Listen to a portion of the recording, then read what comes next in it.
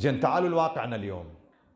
شنو؟ مو طبعا مو الكل، الخيرين موجودين واهل الاحسان موجودين، لكن الواقع اللي عايشينه جورة هسه مثل جورة قبل؟ شو تقولون؟ بصراحة بصراحة اكو اختلاف لو ماكو اختلاف؟ اختلاف من السماء للارض. انا لحقت احنا هسه حتى التسيوره، خلينا واقع التسيوره اللي بيناتنا انقطعت بعد. قبل يعني قبل سنة 2003 كان واحد يروح للثاني، قاعدة تصير والشاي والقهوة وغيرها، الجار ويا جاره. هسه التسيورة انمحت بعد ماكو.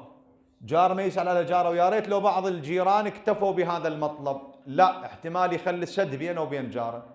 مو سد البيت احكي عليه، لا السد اللي بالشارع. صارت هسه التسيورة وين؟ على المازنجر.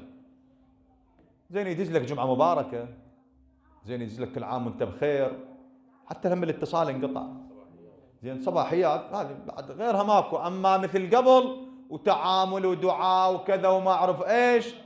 زين انا قبل اتذكر انه كان الجيران يسير على جاره ويقعد وسالفه وضحكه ومشاركه بفرح وبحزن وبغيرها. هسه لا، الباب يغلق، الباب يغلق. بينما النبي يقول لا زال جبرائيل يوصيني بالجار حتى ظننت انه سيورثني.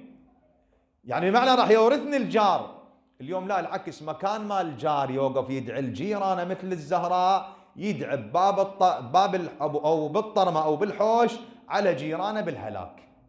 انا ذني سامحهن العبارات هسه ما اريد انقلهن، سامح.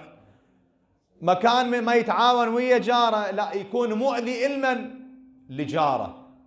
مرات تصير مشاكل كبيره، مشاكل ما لها حل. ليش؟ لانه هذول جهاله تعاركوا ويا جهال الجيران، فتصير فرد. هاي في مناطق لانه اطفال اثنين تعاركوا جيرانهم، وصار قتل وصار كذا بيها واحترقت بيوت. دول نفسهم يقولون شنو؟ احنا من شيعة فاطمة.